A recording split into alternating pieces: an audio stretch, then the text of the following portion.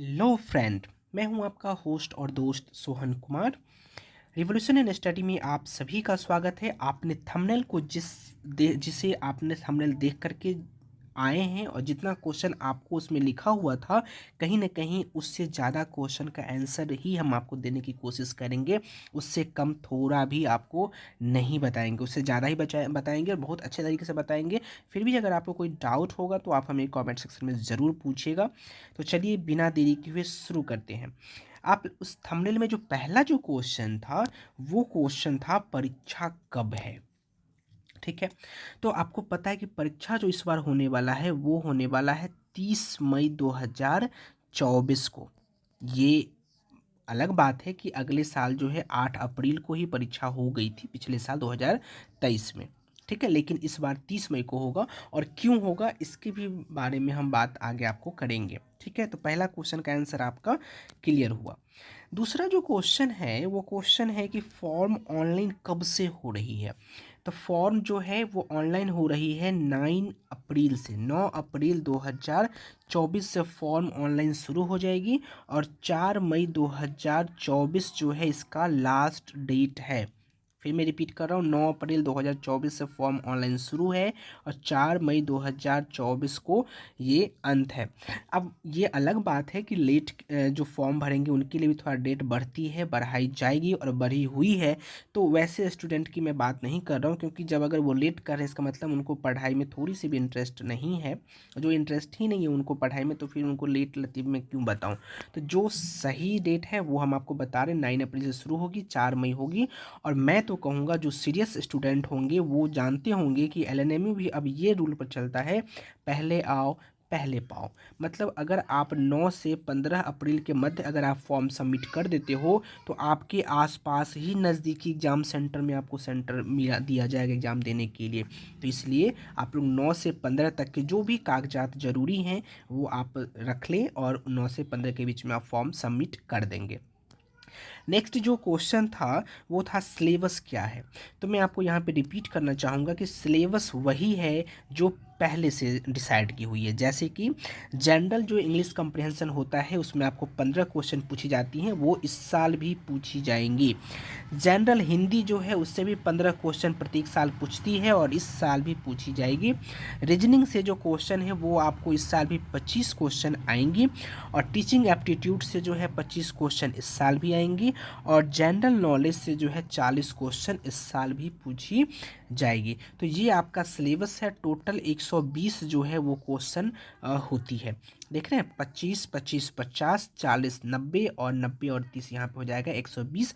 और सबसे अच्छी बात, सबसे बढ़िया बात, सबको ये असर करने वाला इस एग्ज़ाम में क्या है, नो नेगेटिव मार्किंग है। मतलब आपका जो नेगेटिव मार्किंग गलत क्वेश्चन पे जो कटता है वो आपका इस बार भी नहीं कटेगा, क्योंकि नेगेटिव मार्किंग एलएनएमयू इस बार भी नहीं ले रहा है।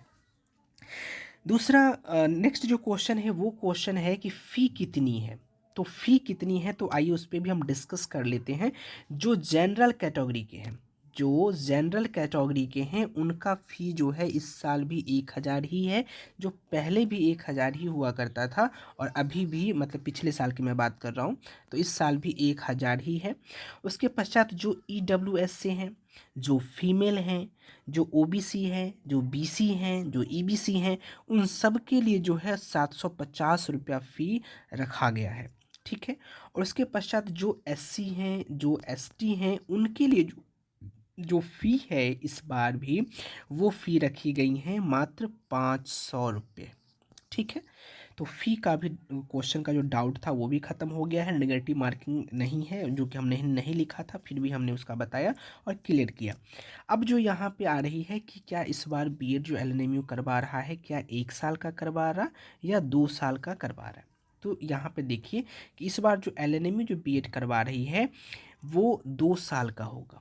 सिर्फ लखनऊ यूनिवर्सिटी में 1 साल की बीएड का मान्यता मिला है, लेकिन एलएनएमयू को इस बार भी 2 साल के बीएड के लिए ही एंट्रेंस लेने के लिए कहा गया है। तो ये भी आपका क्लियर हुआ। दूसरा अगला जो क्वेश्चन है वो क्वेश्चन है कि इतनी देरी क्यों हुई। अब इतनी देरी क्यों हुई, ये क्वेश्चन बहुत ही इंटरेस्टिंग है, क्योंकि इस बार एलएनएमयू को बीएड का एंट्रेंस लेने के लिए दिया ही नहीं जा रहा था। इस बार बात चल रही थी जेपी यूनिवर्सिटी, जयप्रकाश नारायण जो विश्वविद्यालय है उसको, लेकिन फिर से एलएनएमयू को ही दिया गया है। और मैं इसके लिए एक चीज़ बता देता हूँ कि जब एलएनएमयू एग्ज़ाम लेना शुरू किया था, तो जिस साल ये एग्ज़ाम लिया था उस साल का अगर आप क्वेश्चन देखेंगे तो इतना ईजी क्वेश्चन पूछे हुआ था कि 120 में से जो स्टूडेंट पढ़ने वाला है वो 100 से 110 क्वेश्चन ईजिली सॉल्व कर ले जाता। और इतना आप सॉल्व कर लिए तो गवर्नमेंट सीट मिलेगा, और लगभग लगभग 30, हाईएस्ट में बता रहा हूँ 30,000 तक की बीएड जो है आपको क्लियर हो जाएगी। 30,000 रुपया में बात कर रहा हूँ मैं, 30,000 तक के रुपये में आपको बीएड क्लियर हो जाती। और इस साल जेपी की बात चल रही थी, इस साल भी आप यकीन मानिए कि अगले साल फिर से एलएनएमयू को हो सकता है कि नहीं दिया जाए। तो अगले साल एलएनएमयू नहीं दिएगा तो इस बार एलएनएमयू चाहेगा कि जैसा हो हम इस बार अच्छे से एग्ज़ाम लें। तो इसका मतलब ये हो सकता है कि इस बार एलएनएमयू फिर से क्वेश्चन बहुत ही ईजी पूछे। समझ में आ रहा है? बहुत ही ईजी पूछे। अब इतना ईजी तो नहीं पूछेगा कि भाई बताओ तुम्हारे मामा जी का नाम क्या है, ऐसा ईजी तो नहीं पूछता है, लेकिन फिर भी मैं बता रहा हूँ कि बहुत ईजी क्वेश्चन पूछेगा। आप पिछले साल वाला देखें, थोड़ा सा टफ है। शुरुआत वाले क्वेश्चन एलएनएमयू का देखिए बहुत ईजी है। यकीनन आप अगर पीवाई की आप सॉल्व किए ही होंगे प्रीवियस ईयर क्वेश्चन, तो आप एक बार सॉल्व करके देखिए, बहुत ईजी क्वेश्चन पूछे हुआ है। तो इस साल इतनी देर इसीलिए लग गई थी क्योंकि एलएनएमयू को इस बार देने की जो है सो बात नहीं चल रही थी, लेकिन फिर भी हार मान के एलएनएमयू को ही दिया। इसी वजह से इतना आज लेट चल रहा है, वरना अप्रैल में जो है एग्ज़ाम एलएनएमयू फिर से करवा लिया होता। ठीक है। अब है कि इस साल इतना अच्छा क्यों, अच्छा मौका 2024 क्यों है, तो ये क्यों ज़रूरत है, क्यों मौका ये है, हमने अभी आपको बताया है। क्योंकि एलएनएमयू को इस बार लास्ट दिया जाएगा, तो हो सकता है कि एलएनएमयू बहुत ईजी क्वेश्चन पूछ ले। अब ये भी हो सकता है कि बहुत टफेस्ट कुछ क्वेश्चन पूछ ले, लेकिन मैं कहूँगा कि एलएनएमयू बहुत ही कम ही क्वेश्चन इस बार मतलब ज़्यादा हार्ड क्वेश्चन नहीं पूछेगा। बहुत कम ही अगर पूछेगा तो बहुत कम हार्ड क्वेश्चन पूछेगा, लेकिन मोस्टली जो क्वेश्चन होंगे बहुत ही ईजी क्वेश्चन होंगे। ठीक है।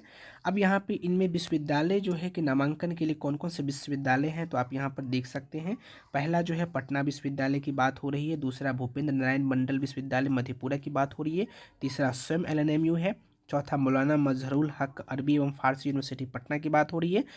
नेक्स्ट है मुंगेर विश्वविद्यालय, फिर पाटलिपुत्र विश्वविद्यालय, पूर्णिया विश्वविद्यालय, तिलक मांझी विश्वविद्यालय, वीर कुंवर सिंह विश्वविद्यालय, बाबा साहेब भीमराव अम्बेडकर बिहार विश्वविद्यालय, फिर आर्यभट्ट ज्ञान विश्वविद्यालय, फिर जयप्रकाश नारायण, यही छपरा वाला को आज इस बार मिलने वाला था लेकिन नहीं मिला।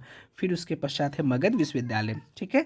तो इस यूनिवर्सिटी में आपको भी एडमिशन होगी, और लगभग लगभग इस बार भी जो है वो जो है 37,000 से थोड़ी सी अधिक सीट पर जो है इस बार भी एडमिशन होगी। ये सब गवर्नमेंट सीट की बात हो रही है, वैसे तो प्राइवेट सीट के लिए तो भरमार लगी हुई है।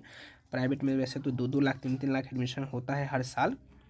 तो इस बार भी यही कुछ है, और आवेदन वगैरह शुल्क हमने सब कुछ बता ही दिया है। अगर वीडियो पसंद आए तो please like share and subscribe जरूर कीजिए। और देखिए ये न्यूज़ का कटआउट है कि CET BED 2024 2 वर्षीय बीएड का प्रवेश परीक्षा 30 मई को होगा। आवेदन 9 अप्रैल शुरू होगी, जैसा कि हमने आपको बताया दिया है। ठीक है।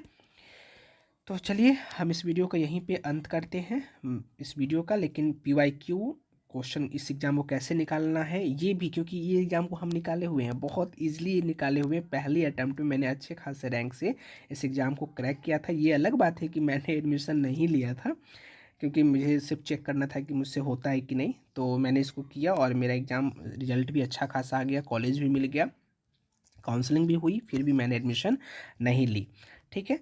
तो PYQ हम करवाते हैं, इस वीडियो पे 1-2 वीडियो इस पे पड़े हुए हैं, और कोई डाउट होगा तो आप हमें कमेंट में ज़रूर कीजिएगा, और हम जो है सबका आंसर आपको देने की कोशिश बिल्कुल करूँगा।